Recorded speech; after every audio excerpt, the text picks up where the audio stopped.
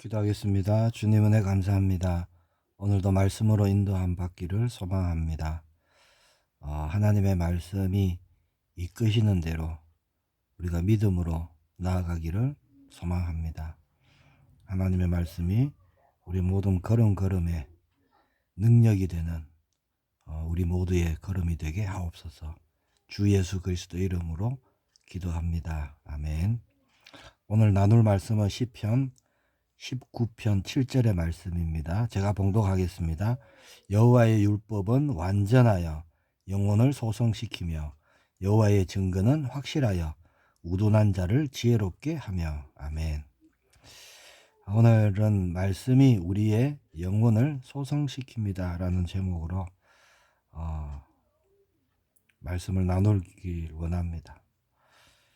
마태복음 5장 48절 말씀에 보니까 그러므로 하늘에 계신 너희 아버지께서 온전하심과 같이 너희도 온전하라 그렇게 말씀합니다.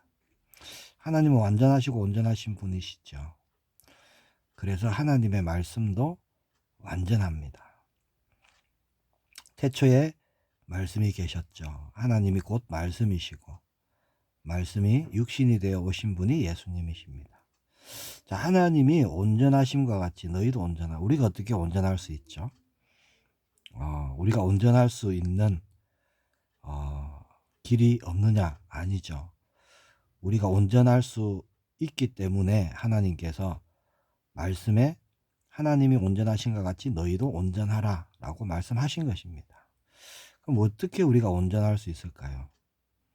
바로 하나님의 말씀에 의해서 우리는 온전해질 수 있습니다.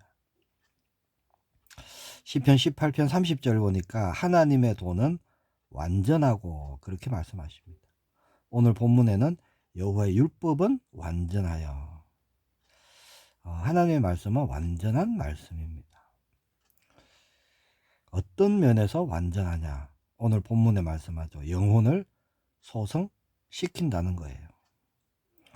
자, 여기서 말하는 소성은 뭘까요? 사전적 의미로 보면요. 정신을 잃었다가 다시 깨어남, 큰 병을 앓고 난 뒤에 몸이 다시 회복됨, 이런 뜻입니다.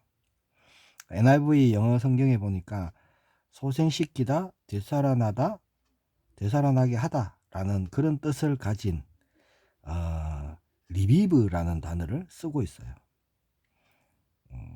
다시 살리신다는 뜻입니다. 소생시키신다는 것은. 자, 그러면 오늘 본문의 말씀은 뭐죠? 하나님의 말씀은 완전해서 다 죽어가는 영혼을 다시 살리신다는 겁니다. 회복시키신다는 거예요. 되살아나게 하신다라는 말씀입니다. 물이 없어 바짝 말라 죽어가던 그 식물에게 물을 주면 어떻게 되죠? 다시 힘을 얻고 다시 푸른 빛으로 살아나는 것이죠. 자, 우리의 영혼도 그렇습니다. 하나님의 말씀으로 우리 영혼이요 다시 힘을 얻고 다시 살아나는 그 소성케 되어짐이 일어난다는 거죠. 왜 그렇느냐? 하나님의 말씀은 완전하기 때문입니다. 오늘 본문에 그렇게 말씀하고 있죠. 하나님은 말씀으로 우리의 모든 연약함을 회복시키시고 말씀으로 우리의 모든 무너져 있는 것을 세우시고, 그래서 하나님의 말씀은 살아있고 믿는 모든 자에게 능력이 되는 것입니다. 힘이 되는 것이죠. 디모데후서 3장 15절에서 17절에는 이렇게 말씀하죠. 또 어려서부터 성경을 알았나니 성경은 능히 너로 하여금 그리스도 예수 안에 있는 믿음으로 말미암아 구원에 이르는 지혜가 있게 하느니라. 모든 성경은 하나님의 감동으로 된 것으로 교훈과 책망과 바르게 함과 의로 교육하기에 유익하니 이는 하나님의 사람으로 온전하게 하며 모든 선한 일을 행할 능력을 갖추게 하려 함이라.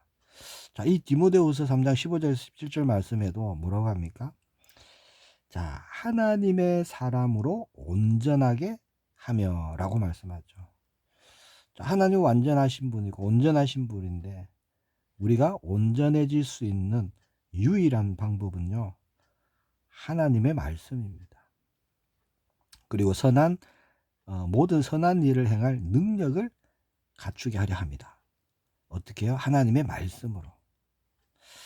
자, 내 영혼을 소성케 하는, 모든 것을 되살리는 그 유일한 하나님의 말씀, 우리가 오늘도 붙잡고 새 힘으로 나아가기를 축복합니다.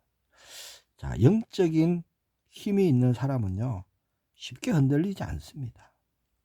쉽게 말하거나 쉽게 행동하지도 않죠. 어떤 작은 일에 마음이, 생각이 그렇게 요동치지 않습니다.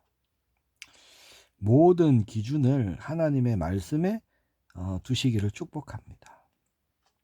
그 말씀이 우리의 영혼을 소생시키시고요, 힘이 되고 능력이 되어서 하나님의 뜻을 이루는 일에 우리를 쓰임받을 줄 믿습니다.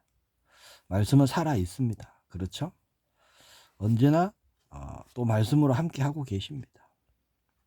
오늘 우리가 하나님이 주시는 새 은혜, 새 능력 우리가 덧입고요, 하나님이 행하시는 새 일에 우리가 쓰임받기를 축복합니다.